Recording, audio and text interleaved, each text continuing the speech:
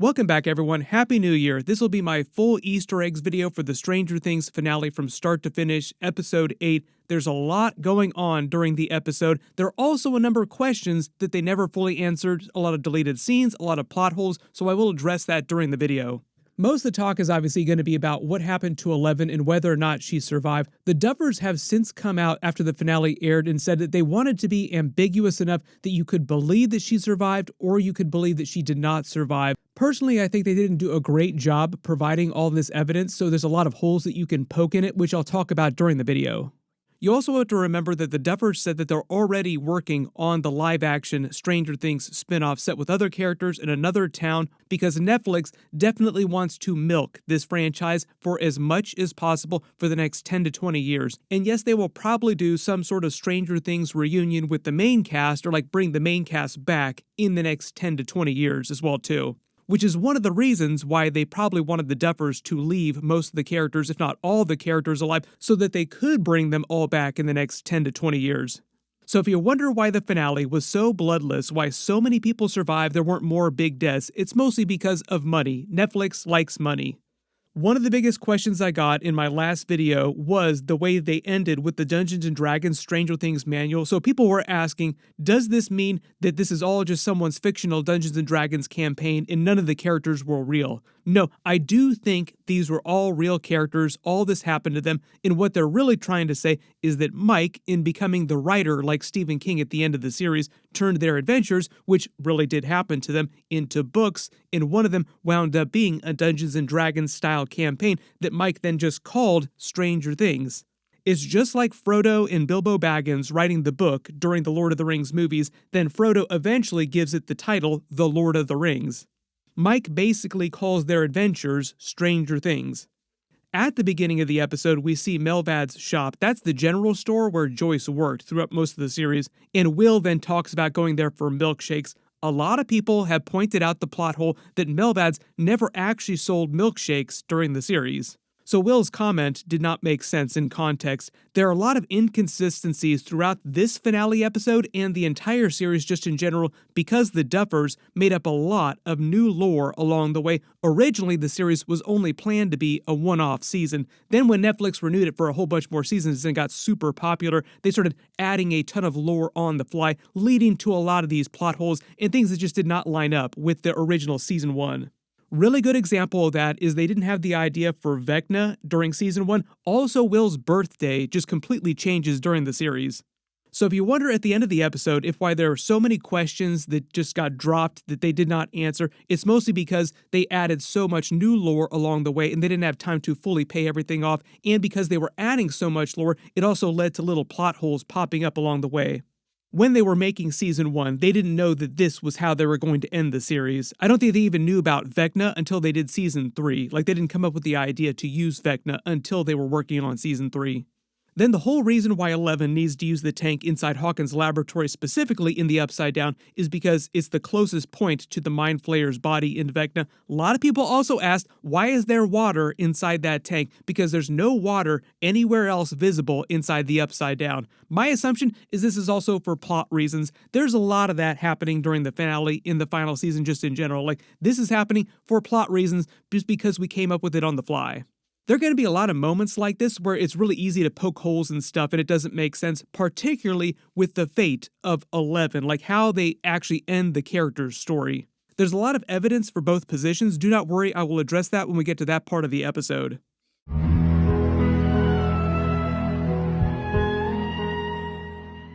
We get a shot of Vecna inside the Mind Flayer. They confirmed that the goo Vecna was pumping into the kids this whole time in the tubes were just Mind Flayer particles. They are inside the body of the Mind Flayer here physically. That is the beating heart of the Mind Flayer right above him. Vecna also says that they became one by the end of the series, so it's sort of like this merged consciousness when it entered his body as young Henry Creel. Basically, the two of them are the same being in a symbiotic relationship, to make Venom puns, if you want to think about the Venom movie. This is also why when they damage the body of the Mind Flayer, it also hurts Vecna and vice versa. When they permakill Vecna and chop his head off, it starts to kill the Mind Flayer.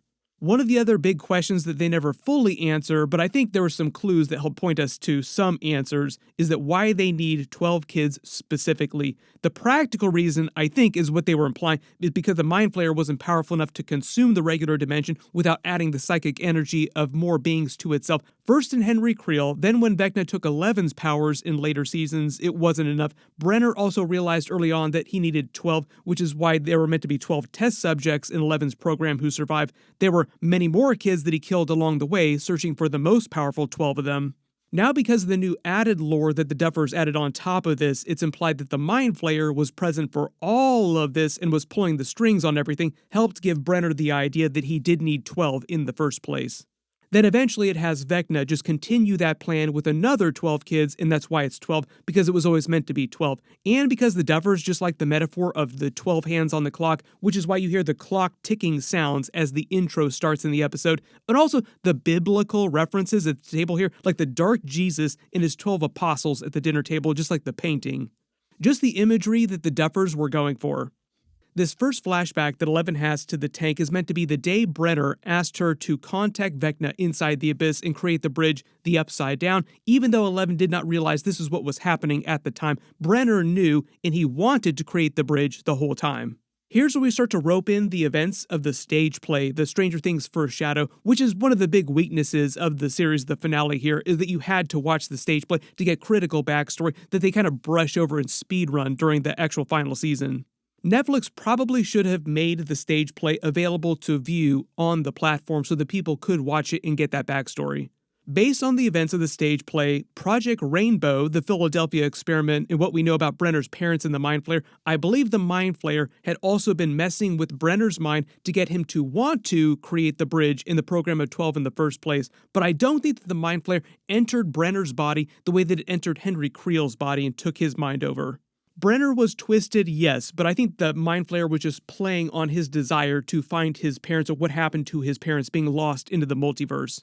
When Hopper makes 11 promise that she won't try to sacrifice herself in some noble way and they'll bail if they need to and worry about Dr. K, Linda Hamilton's group at some later date, then him believing that she sacrificed herself and went back on the promise is also meant to be a callback to Hopper lying to her about letting her come on the crawl missions over the past year, even though he said that she could come along. Murray makes a quick Supergirl reference to 11. We literally just got a real Supergirl trailer for the movie that's coming out in 2026. Dustin also makes a Superman reference later at the end of the episode. We're getting a new Superman movie in Man of Tomorrow in 2027. They're going to be filming that next year too. In the context of when this is taking place in the timeline, remember this is in the late 80s, the actual episode will be taking place right after the Crisis on Infinite Earths comic book took place, so you could view this as a comp for the way that dimensions collide and get destroyed during Crisis on Infinite Earths. The Arrowverse did their own live-action version of this. I did extensive videos for it. Some of you probably watched those videos. Don't know about the... Oh my god, don't do this to me. I don't know about the what. We get that brief Will and Mike moment on the tower. The Duffers said this was meant to give them some kind of closure on Will's coming out moment during Volume 2 and how Mike had failed him as a friend this whole time. Will, by the end of the series, doesn't have a crush on Mike anymore. By the end of that 18th month time jump, he's basically moved past that. Like, they've all grown as people. He's found other boyfriends as seen in the gay bar.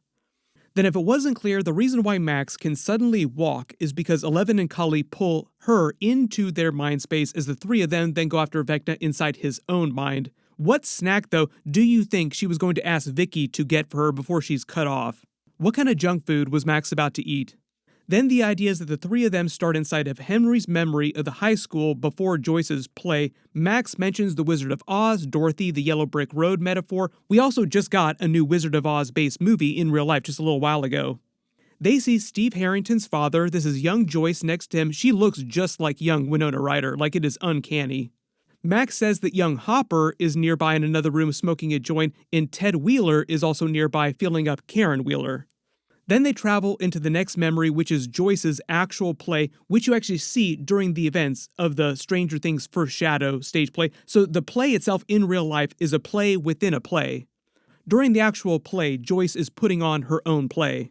Henry Creel participated in that play. One of the crazy things about the finale is that even though she kills him at the end, she still never recognizes that it's the boy who was in her play when they were younger in high school.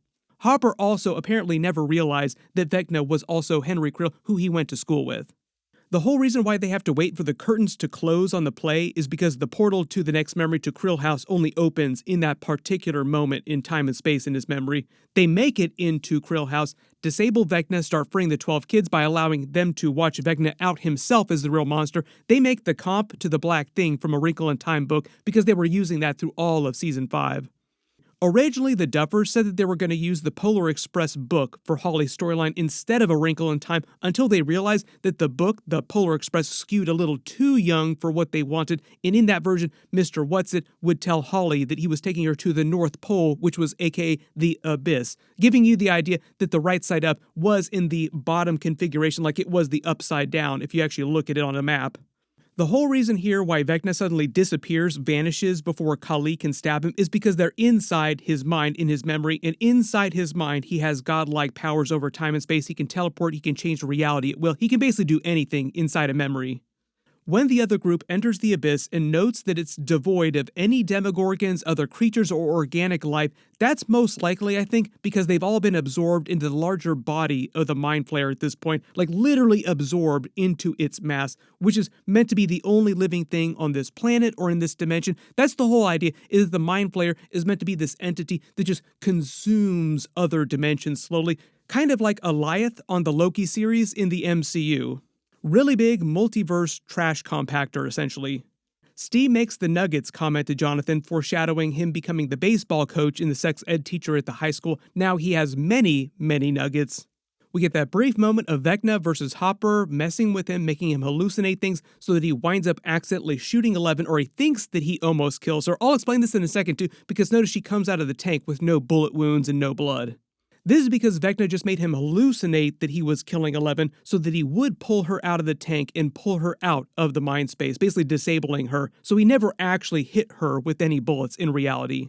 We get a couple moments of 11 arguing with both Callie and Hopper about what she plans to do, whether or not she actually plans to sacrifice herself. At this moment, I think the idea is that she's prepared to die, but she hasn't made up her mind about how it's going to go, like she's going to play it by ear. But you do notice that she's mad at Callie because she knows that Callie plans to sacrifice herself, and she's not completely ready, like not 100% ready to actually do that. We don't have time for this. Then Vecna winds up overcoming his fears of his childhood trauma and is able to enter the caves after the kids, finally. The whole idea here is the Duffers confirmed that the Mind Flayer had been messing with his head this whole time since he was a little kid, trying to keep him too afraid to re-enter his memory so that he would not remember the truth of what happened and therefore would be less likely to rebel against the Mind Flayer, which the Mind Flayer obviously did not want. They also said that they considered an alternate ending where Henry Creel rebels against the Mind Flayer and they went full Return of the Jedi, Darth Vader to Anakin Skywalker turn, but ultimately decided to just have Henry Creel stay loyal to the Mind Flayer in the end because they did not have room for the extra subplot on top of all the other storylines. Like, it would just gotten way too complex. They could have done another 6 hours just for Henry Creel's backstory, which is one of the reasons why the stage play exists in the first place, because there's so much extra story there that they never had time for on the regular series. They could do a whole other spin-off just about the life of Henry Creel from start to finish.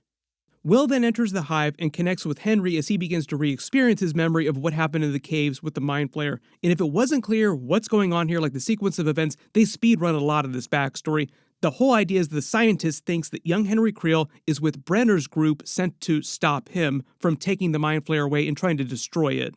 Brenner's group was part of Project Rainbow, the Philadelphia experiment, which is based on the military's experiments in traveling through space and time. During the stage play, we learned that Brenner's parents were lost to the multiverse as an accident, causing Brenner to become obsessed with traveling around the multiverse, which is why he started the program to create the exotic matter in the first place.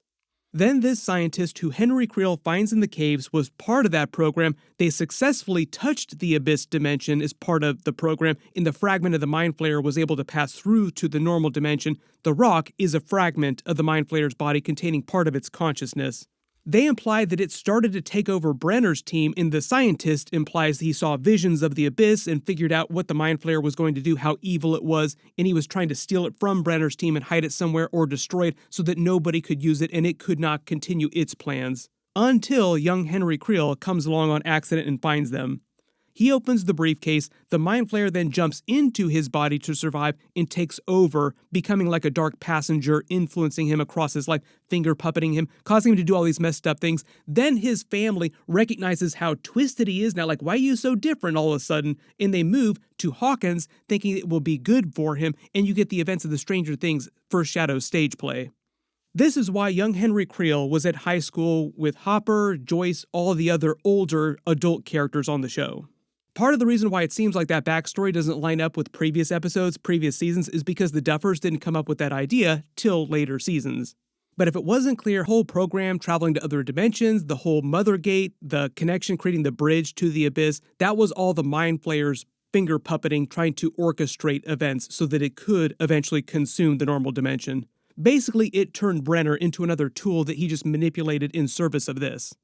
Then the military captures and shoots Callie. She starts to die, and she says her story was always meant to end here, not their story, to set up the ending of how she could have used her powers in illusion to help Eleven survive the ending and escape the military.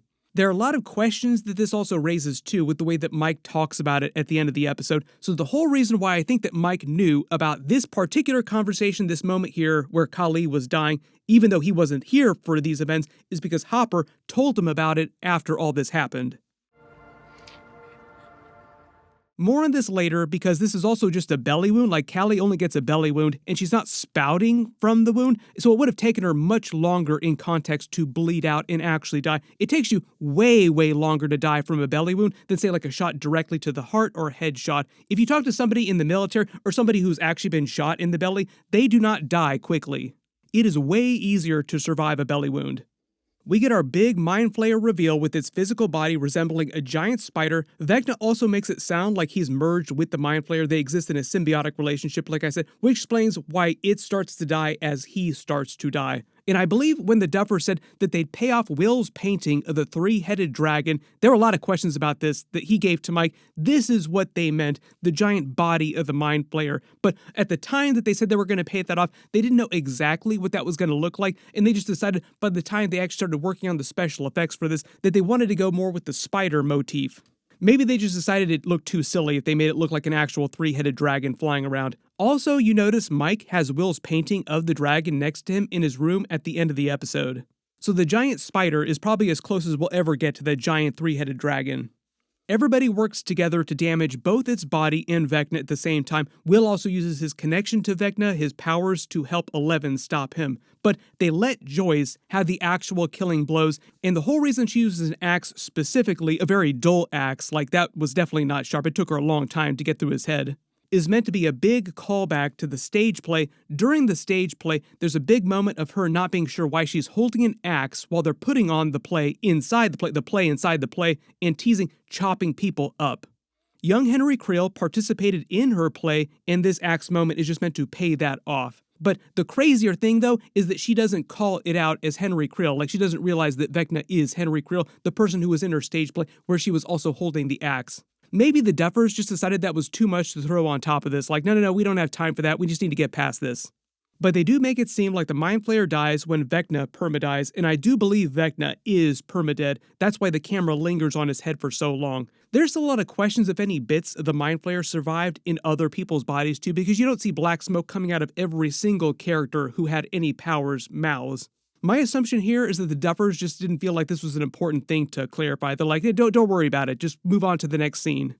As they bail back to the regular dimension, they play Prince's When Doves Cry. They pass through the gate, and the military has the kryptonite sonic blockers turned on, meaning that Eleven cannot use her powers the minute they pass through the gate. Callie is still inside the Upside Down, still has the belly wound, still pretty easy to explain how she survived because they haven't detonated the exotic matter yet. Then we get to some of the strongest evidence that Eleven did survive. Obviously, the Duffers want to be more ambiguous about it, so you could argue that she's dead, but there are a number of moments right here that explain how she did survive or could have survived. Zoom and enhance. When they first open the back of the truck, Eleven is here, Dr. K, the entire military spot her. She's in full view, like all guns trained, all eyeballs on her. Her powers are completely turned off, no special abilities, no super speed, nothing. They watch 11 step off the back of the truck. The military literally put their hands on her. Then suddenly, Dr. K gets confused and 11 seems like she vanishes into thin air. And notice how far it is to get back to the regular gate, like how far that distance is. There's no way that 11 could have logically crossed that distance, make it back to the gate in full view of the entire military and Dr. K the whole time because they were watching her the whole time. The only way any of this makes any sense is if she does seemingly vanish, and that only makes sense if Callie was using one of her visions to create what they think they see here with her sacrificing herself. When she pulls Mike into her mind space and they have their big speech where she talks about having to make her choice and making everybody understand her choice, like, tell my story, explain why I had to do this.